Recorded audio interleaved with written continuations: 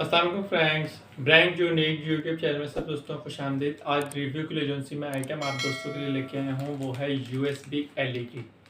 ये LED आप अपने लैपटॉप या पावर बैंक के साथ भी लगा के वर्किंग कर सकते हैं। टाइपिंग वगैरह या कोई और काम, मैं इसको निकाल के अपने लैपटॉप में प्लग करके आप दोस्तों को चेक करवाता हूँ ये कैसी है।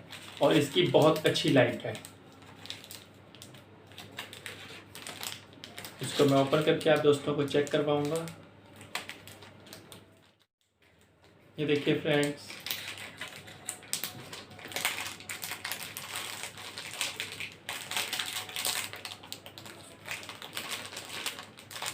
ये बहुत सॉफ्ट केबल है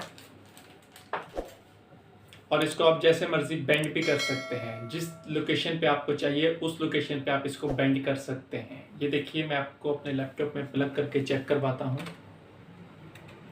ये देखिए फ्रेंड्स, उम्मीद है मेरी लाइट आपको नज़र आ रही होगी। थोड़ा सा मैं अपना लैपटॉप इधर को करता हूँ। अब देखिए फ्रेंड्स, अब आपको नज़र आ रही होगी। इसको जहाँ मर्जी आप बेंड भी कर सकते हैं। अगर आप कीबोर्ड पे वर्किंग कर रहे हैं तो कीबोर्ड पे वर्किंग कर सकते हैं, या कोई काम कर रहे हैं तो इसको जहाँ मर्जी बेंड कर सकते हैं।